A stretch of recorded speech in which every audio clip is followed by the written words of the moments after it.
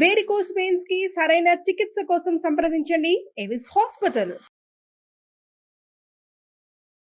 అంతర్జాతీయ మహిళా దినోత్సవ శుభాకాంక్షలు రమ్మ గారు. మహిళా దినోత్సవ శుభాకాంక్షలు జయ. సుమన్ టీవీ ప్రేక్షకులందరికీ, ముఖ్యంగా మహిళలందరికీ happy women's day. Women's day అనగానే చాలా కార్యక్రమాలు జరుగుతూ ఉంటాయి. మీరు నేను కూడా వెళ్తూ ఉంటాము. మనం కూడా స్పెషల్ ప్రోగ్రామ్స్ చాలా చేస్తూ ఉంటాం. ప్రతి సంవత్సరం మాట్లాడుకుంటూనే ఉంటాం కదా రమ్మ గారు. ఈ విమెన్స్ డేకి ఈ సంవత్సరం నుంచి మనలో ఎలాంటి మార్పులు వస్తే బాగుంటాయి, ఎదుటివారి దృష్టి కావచ్చు, మన వైపు నుంచి కావచ్చు, మనం ఎలాంటి మార్పులు చేర్పులు చేసుకొని సమాజంలో ముందుకెళ్తే బాగుంటుంది అని మీరు భావించారు రమ్మ గారు? ఏటా కొత్త కొత్త మలుపులు వస్తూనే ఉన్నాయి జయ. ముఖ్యంగా ఆడపిల్లల ప్రగతి, స్త్రీలు ముందంజ వేయటం, వ్యాపార దృష్ట్యా కానీ వ్యాపార రంగంలో, తర్వాత ఈ మన ఉద్యోగ రంగంలో అనుకో, ఇటీవల వ్యవసాయ రంగంలో కూడా మహిళలు రాణిస్తున్నారు. మంచి అవకాశాలు వస్తున్నాయి. సమాజం సపోర్ట్ చేస్తోంది.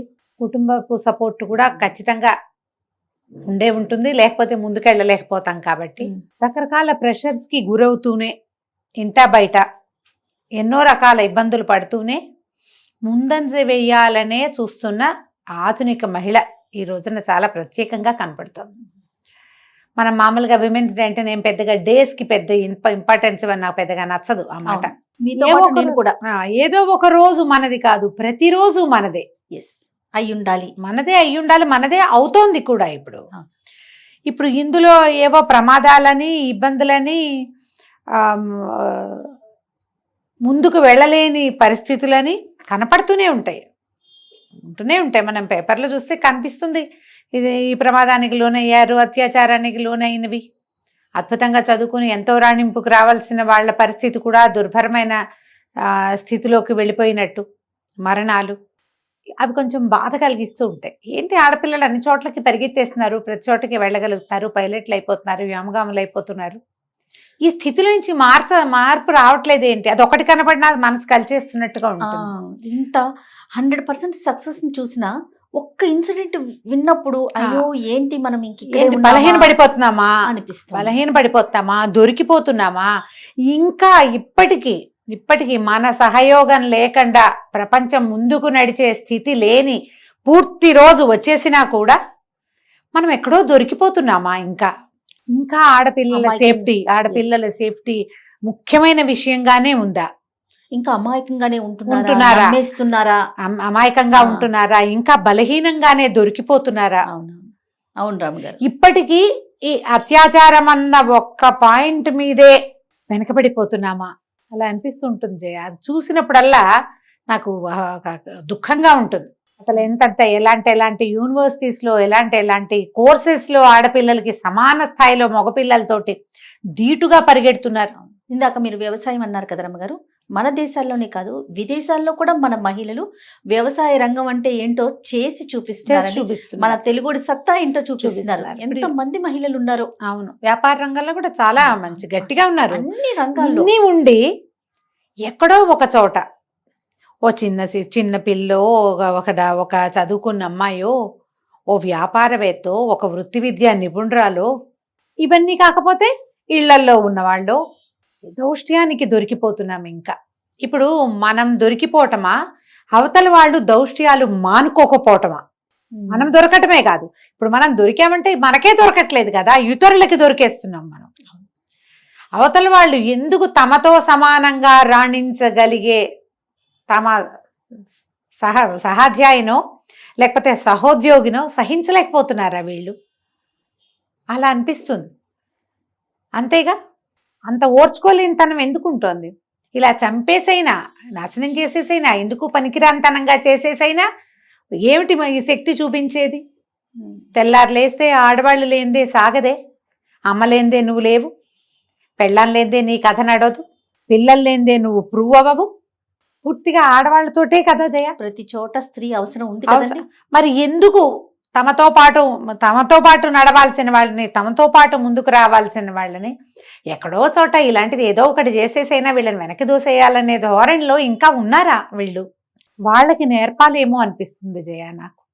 మన మగ పిల్లలకి మన ఇంట్లో ఉన్న అబ్బాయిలకి, మనతో పనిచేసే వాళ్ళకి, మన సబార్డినేట్స్కి, నీతో పాటు ఉన్న స్త్రీని నీతో సమానంగా నువ్వు ఎంత గౌరవం, ఎంత మర్యాద, ఎంత విలువ కావాలనుకుంటావో అదే మర్యాద, అదే గౌరవం, అదే విలువ నీతో పాటు ఉన్న స్త్రీలకి ఇవ్వటం నేర్చుకో అని చెప్పాలి. అది ప్రతి అడుగడుగునా అడుగడుగునా అడుగడుగునా ప్రతి చోట, ఒక ఉద్యోగంలోనే కాదు, ఒక ఇంట్లోనే కాదు, ప్రతి చోట ప్రతి ఎక్కడ చోట. ఏ పాత్రలో ఉన్నా ఆ స్త్రీకి సరైన గౌరవం ఇవ్వాలి. ఇవ్వాలి ఇవ్వాలి. మీరు ఏది కోరుకుంటున్నారో తను కూడా అదే కోరుకుంటుంది, అదే కోరుకుంటారు. కానీ చాలా మంచి వ్యాలిడ్ పాయింట్ రమ్మగారు. అది ఎందుకు మనకు అక్కర్లేదు, ఇది మనకు అవసరం లేదు అని మానేసేందుకు.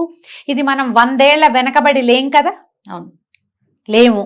ప్రతి పోటీ పరీక్షలోనూ ఆడపిల్లలు తమ పూర్తి శక్తియుక్తులు ప్రదర్శిస్తూ ఉంటే, ప్రతి చోట వాళ్ళ వంతు వాళ్ళ గ్రాప్ చేసేసుకుంటూ ఉంటే, మీరు ఎందుకు వాళ్ళతో పాటు ముందుకెళ్ళరు?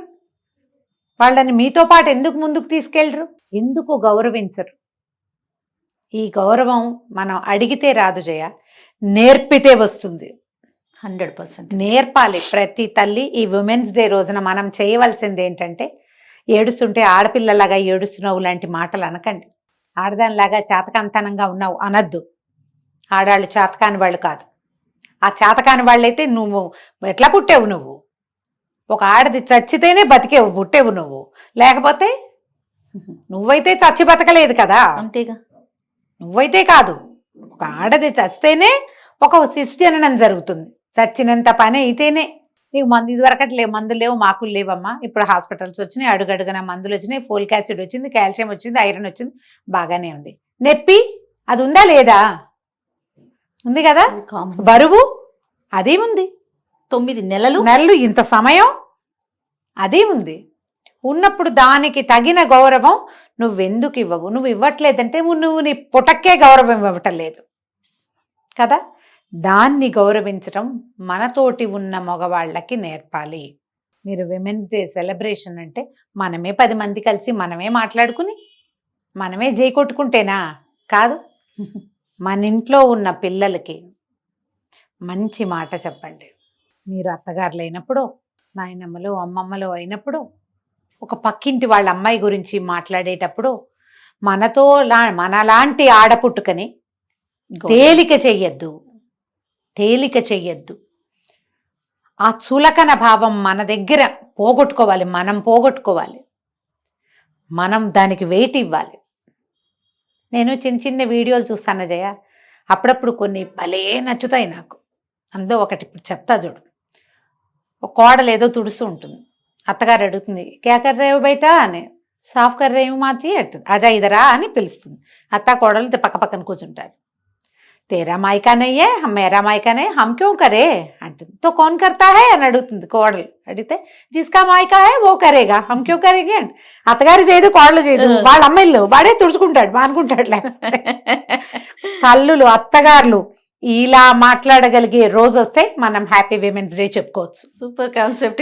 మీరు గనక ఒక అత్తగారైతే, మీరు అమ్మగా ఉంటే మీ పిల్లల్ని ముందుకు తీసుకెళ్తారు. మీరు అత్తగారైనప్పుడు మీ కోడల్ని ముందుకు తీసుకెళ్ళండి. ఆ రోజు హ్యాపీ విమెన్స్ డే అవుతుంది. మీరు ఒక సంస్థలో పెద్ద పోస్ట్లో ఉంటే మీ కింద ఉన్న ఆడపిల్లలు మీలాగానే తలెత్తుకుని ఉండగలిగే స్థితి కల్పించండి. అప్పుడు హ్యాపీ విమెన్స్ డే. మీరు ఒక కాలేజ్ ప్రిన్సిపల్ గానో, ఒక స్కూల్కి హెడ్ మిస్ట్రెస్ గానో ఉండి చాలా మంది ఆడపిల్లల్ని మీరు చదివించేటప్పుడు ఆడపిల్లలు ఒద్దిగ్గా ఉండాలి కాదు చెప్పాల్సింది, మగపిల్లల్ని లైన్లో ఉంచాలని నేర్పించండి. అప్పుడు హ్యాపీ విమెన్స్ డే. అప్పుడు కదా జరిగేది.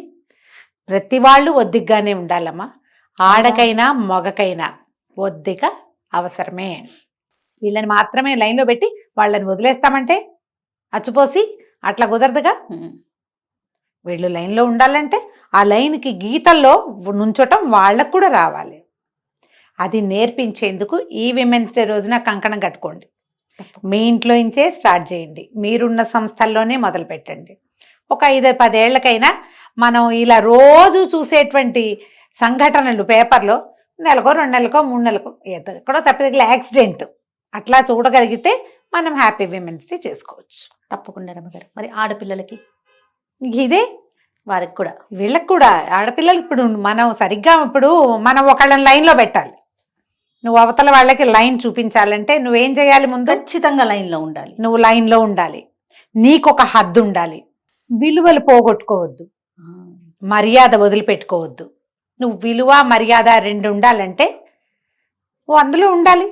కొన్ని గీతలు ఉండాలి, బ్యారికేడ్స్ ఉండాలి. ప్రతి పద్ధతికి, ప్రతి విషయానికి నేను హద్దులు దాటుతాను, నా ఇష్టం, అమ్మ నాన్న మాట విన్ను, నా ఇష్టారాజ్యంగా నేను చేస్తాను. అవతల వాడి దారిలో ఉండాలంటే ఉండరు అట్లా. అది నువ్వు ఒక గీతలో ఉండు, అవతల వాళ్ళని ఆ గీత లోపలికి లాగి నుంచోబెట్టగలుగుతావు. నీకే గీతలు లేకపోతే అవతల వాళ్ళకు కూడా ఉండవు. ఇప్పుడు వాడికి ఉండాలి, వాళ్ళని పద్ధతిలో ఉంచాలనుకో, అదే కదా చెప్పుకుంటున్నాము. మరి దానికి ముందు మనం ఉంచవాలిగా అక్కడ. ఎస్, మనకి కూడా కొన్ని హద్దులు, సరిహద్దులు, పద్ధతి, విధానము, ఎథికల్గా ఉండటము, ఇది బై ప్రాక్టీస్ రావాలి జయ. సడన్గా పెద్దవాళ్ళం అయిపోయాక ఏమిటో వచ్చేదు, ముందు నుంచే ఉండాలి అది.